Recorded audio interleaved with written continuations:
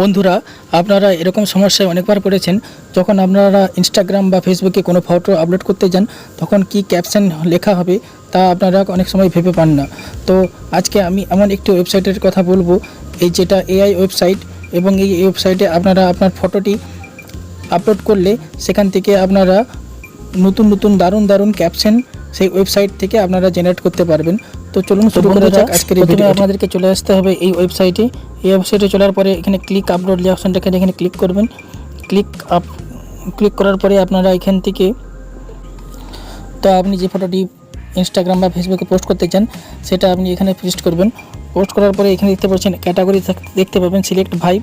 তো আপনি কীরকম টাইপের ক্যাপশন চাই, sad, happy, funny, joke.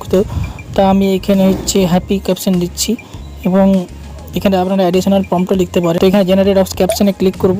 Generate ক্যাপশনে ক্লিক করার পরে দেখতে পাচ্ছেন এখানে কয়েকটি ক্যাপশন জেনারেট হয়ে চলে এসেছে। দেখতে পাচ্ছি কোনো ধরনের আমি এই কপি করলাম। কপি করার পরে আমি আবার ইনস্টাগ্রামে চলে যাব।